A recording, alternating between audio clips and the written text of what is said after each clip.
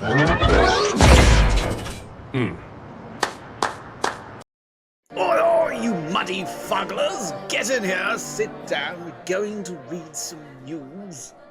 One of my biggest concerns is that the AI that we're creating is going to be pushed upon us in ways that will limit our behavior, and that limitation of behavior will then be fed back into the system as an assumption that that's how people are. And over a protracted amount of time, that limitation of our cultural scope will end up devolving us, forming survival routes that will favor the less critical, the more compliant, the less creative. So much of our abilities may be given to AI and assumed that we never had them, and we will become vestigial. I don't like that. I think the better idea is for humanity to grow in tandem with AI and continue to guide it so it doesn't imprint upon us. Anyway, this I think may be touched upon with these two articles, first of which on Big Think, written by Rupender Brahmbhatt. Mechanical Turk, an elaborate 18th century hoax that played chess like an AI robot. An elaborate device called the Mechanical Turk defeated Benjamin Franklin and Napoleon Bonaparte at chess. Edgar Allan Poe revealed the hoax. This is the 21st century and we are still waiting for true AI. But back in the 18th century, there was a chess machine that behaved somewhat like today's AI, known as the Mechanical Turk. It ended up being a carefully engineered hoax that fooled people into believing that an automated mannequin could defeat humans at chess.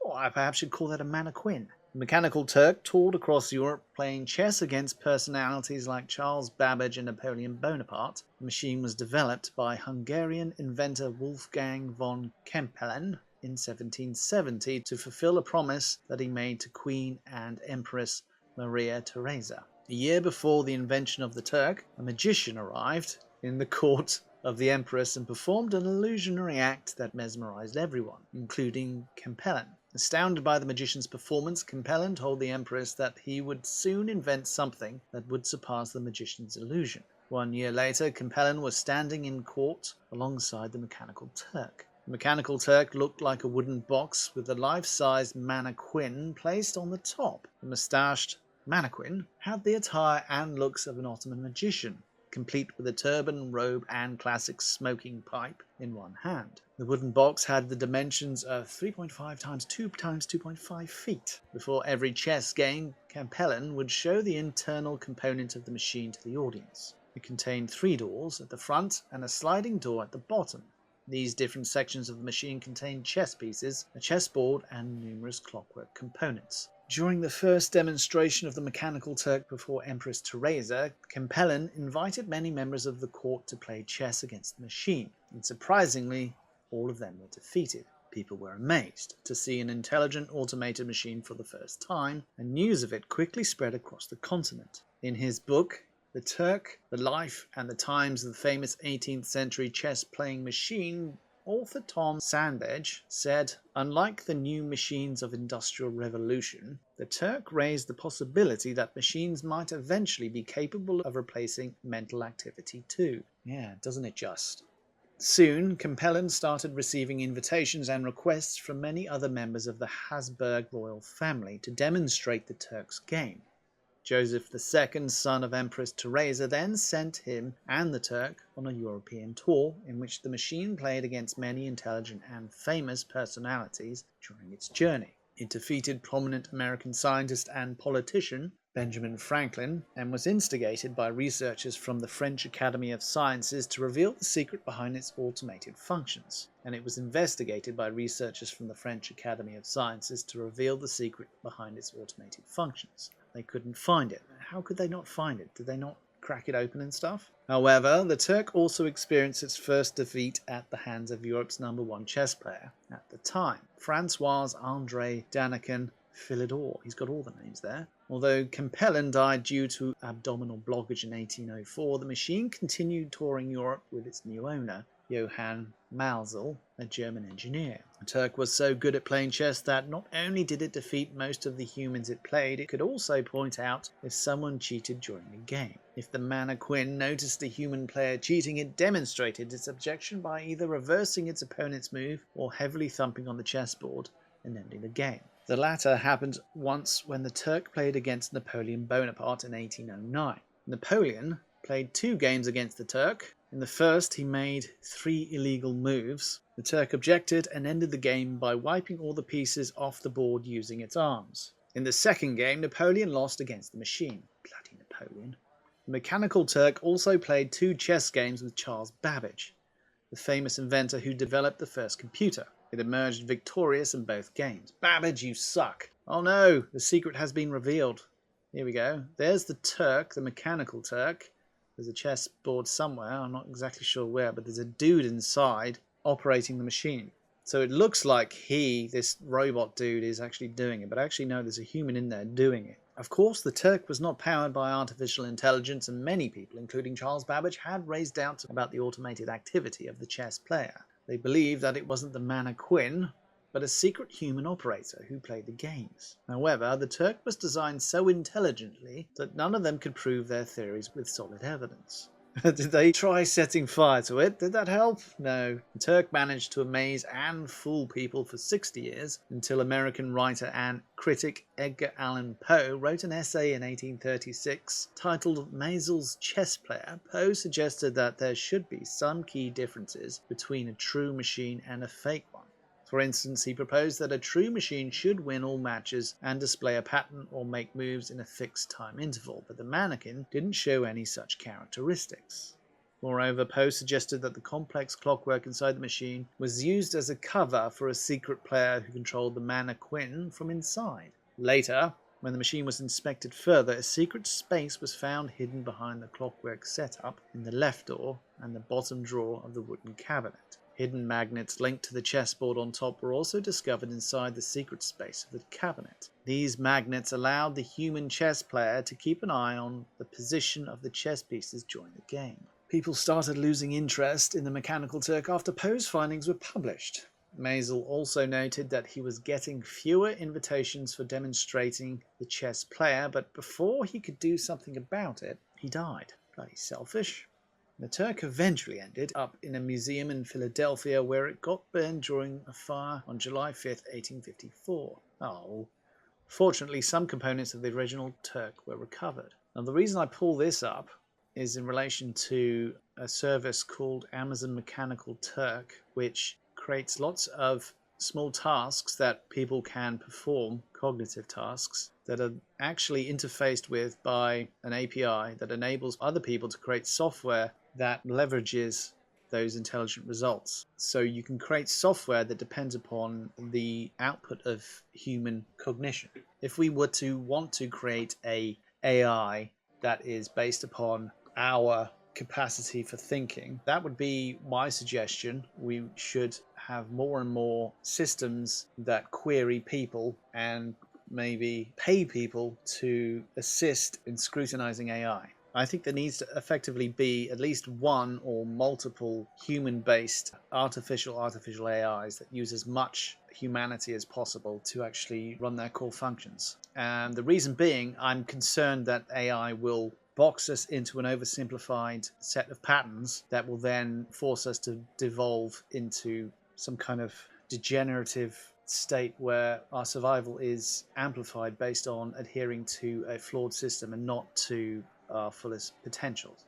So this is why I'm suggesting this. We need to be able to keep a pace with AI, and being able to pool our resources collectively is a good way of doing that. So along this line, if we could gamify as much of these cognitive tasks as possible, if we could create a fleet of games, perhaps mini games similar to something like WarioWare, where people can just perform actions and earn credits for it, I think that'd be a good way of creating a similar situation to Amazon Mechanical Turk. Anyway, this is a paper that I thought might be relevant, we'll see, about gamifying work, and it is adjacent to the Mechanical Turk idea. If we could gamify these cognitive tasks and make it more appealing for anyone to do and rewarding, that I think is a good direction for us to head in when it comes to stuff like UBI and making sure people can earn more. This is where I see us going. So this paper on nih.gov, written by Florin Oprescu, Christian Jones, and Mary Katsik-Itis. That's her. I Play at Work, 10 Principles of Transforming Work Processes Through Gamification. Abstract. Gamified workplaces could be a positive and innovative solution to addressing contemporary problems in organizations. Such problems include high levels of stress, reduced sense of community, reduced loyalty, and rapid changes in the workforce. To better prepare organizations for the future, it may be helpful to identify and understand the potential advantages, disadvantages, and areas for future research in relation to the use of gamification for personal and organizational well-being. An analysis of research literature across disciplines in combination with expert opinion identified gamified workplaces as a promising strategy for promoting well-being.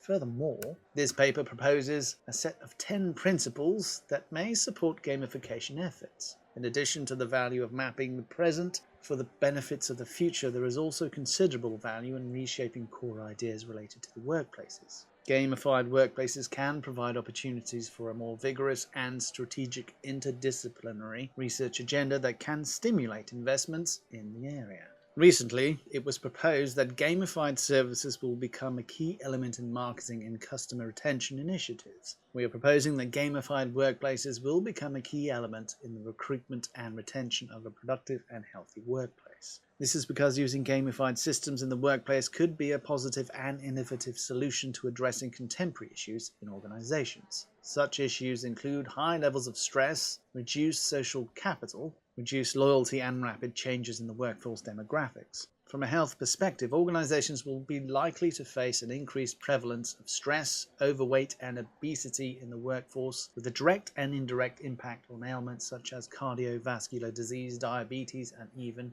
addictions. To better prepare organizations for the future, it may be helpful to consider the question: what gaming principles could be used to gamify workplaces and processes so that both the employee and the employer benefit in terms of productivity and well-being? In order to attempt to answer this question, we will first discuss gamified workplaces, gamification, and gamification research. Gamified workplaces are not workplaces where employees play video games. Gamified workplaces can be defined as organizations that use gamification to transform some of their work processes into a game-like experience for the employees to apply selected principles of game design and game interaction. The long-term goal of gamified workplace is to increase well-being at the organizational level and personal level, i.e. work satisfaction. Gamification is a concept that garners increasing attention across funding bodies, academic disciplines, and various industries. For the purpose of this paper, workplace gamification is defined as the adaptation and application of game design principles and game interaction elements to workplace processes and behaviors. Game interaction elements include both game mechanics and game dynamics. Game mechanics refer to the reward system, and game dynamics refer to the user progression that may lead to the rewards. Gamification research is still in its infancy, and the transition from games to gamification remains a work in progress as documented by recent publications. In the literature, gamification has been described as the use of video game elements to improve user engagement and experience with non-game initiatives. Hypothesized benefits include more engaging workplaces and additional opportunities for productive collaboration, increased motivation, and workplace customization for enhanced personal control. There are many types of games applicable to workplaces. Games can be used for recruitment and training purposes, for lead generation, recruitment, and public relations, for selection, for training, continuous professional development, and upskilling of the workforce, for planning, performance, and peer reviewing, for skill-based promotions, and for development and personal health skills, amongst others. Crucall provided a list of disciplines using games and publication outlines for gamers and identified some of the research development needs in the field. In response to the needs identified in previous research, this section proposes 10 guided principles that may facilitate the adoption and use of gamification in everyday workplace processes and not just in training or special engagement events. Such principles could be used to make workplace processes more appealing for employees and more value-generating for employees. This is because, from a psychological perspective, gamified workplaces could be seen as self-improving, self-learning entities where behavior change is created and sustained. One of the other connecting points I have with this idea of the mechanical Turk is a novel I read from one of my favourite authors, Greg Bear, called Slant. And in that novel, spoiler alert, there is a self-aware intelligence that ends up being a symbiosis between machine and biological parts. So there's like a swarms of bees and other creatures and things. Their behaviors are being mapped into some neural network and used as parts of the cognitive flow. And I imagine a similar situation where you could have lower AIs performing certain functions, but when it comes to more higher cognitive functions, I think having a structure like a scaffold that can query humans to return results is useful in multiple ways. The entire system could be used to audit other AIs, and also it would be a way to make sure that we maintain the skills to run society, which is a big problem I see coming, a real atrophy in skills because of AI. And something like this might do it, might actually prop us up. So we've got 10 points here.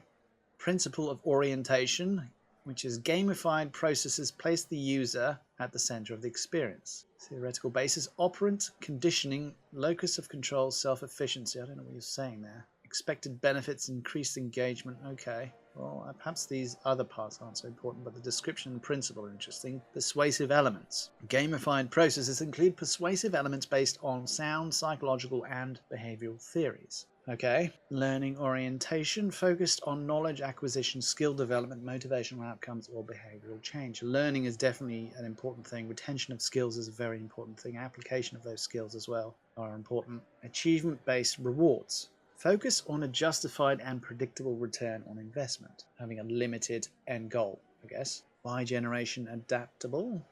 Generation Y is the fastest growing segment of the workforce, and they are looking for work experiences that are supportive, fun, and engaging. We're becoming more juvenile overall, so gamifying work is also another uptick there because people don't like work, apparently. Amusement factors. Inclusion of humor, play, and fun elements as part of the work process. I can't get through a day without laughing. You gotta laugh. You gotta find ways to laugh. Transformative. Use of a balanced and attractive combination of completion and collaboration in order to transform existing work processes within an organization. Well-being orientated. Focus on personal and organizational well-being. Research generating collaborative research efforts must be encouraged to justify future investments in the area. Knowledge-based. Based on our knowledge, either as an outcome or as a feedback. The aforementioned will be described next in conjunction with the supporting literature. I think this is a very important thing. Being able to maintain humanity's skills to run society is important. If I could imagine a future, we'd be able to teleoperate bodies and do work wherever in the world for extra money. We'd be able to operate these gamified systems to assist with the cognitive requests from effectively cyborg systems that will then be used to audit other AI. Because we want to make sure that the results of these AIs that we're creating, these entirely synthetic ones, are representative of us. And if we're creating more of a cyborg system that queries people, it will then be a contrast with their output. So we'll be able to compare what these purely synthetic large language models are returning versus an AI framework with a bunch of humans plugged into it for return. And we'd much, I believe, rather the result to be representative of effectively the mechanical Turk version of AI. It may be slower, be a lot slower than actual AI, than purely synthetic AI, and certain sub-processes could be farmed out. But when it comes to pattern recognition, speech, imagination, all sorts of things that are particularly human, and I think we need artificial intelligence comprised of cooperating people. That's my opinion, and I think gamifying stuff is the way to go. Some kind of application with a whole bunch of mini tasks coupled with being able to telepresence here, there, or wherever. I think that's the future for the next 100 or so years. That would be where I'd like to see things go. Thank you for joining me. Make sure you hit that like button if you like me. If you don't like me, then why are you here? Nobody knows. But that is it. I have nothing more to say except Pigwig out. Oink, oinkity, snort, snuffle, snuffle, squee, oink, oink, ree, squeal, snort, snort, oinkity, squee. Oink, oink, oink, squee, squee, ree, ree, ree, snuffle, snort, squeal, squeal, oinky, oink, snort, snort, squee, oink, oink, oink, oink, oink, oink, ree, ree, ree, ree, oh. Snort, snuffle, oink, squee, squeal,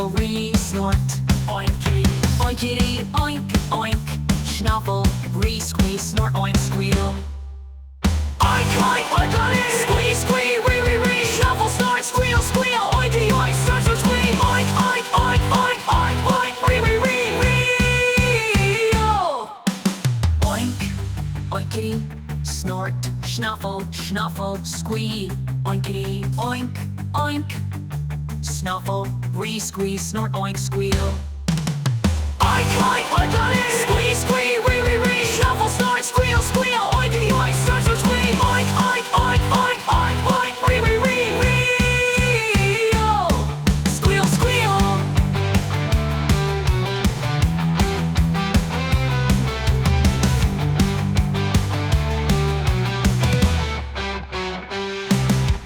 Snort, snuffle, oink, squeal, snort, oinky, oinkity, oink, oink, oink, snuffle, squeeze, snort, oink, squeal, oink, oink, oinkity, squee, ree, snuffle, snort, squeal, oinky, oink, snort, snort, squee, oink, oink, oink, oink, oink, oink, ree, squeal, snort, snuffle, oink.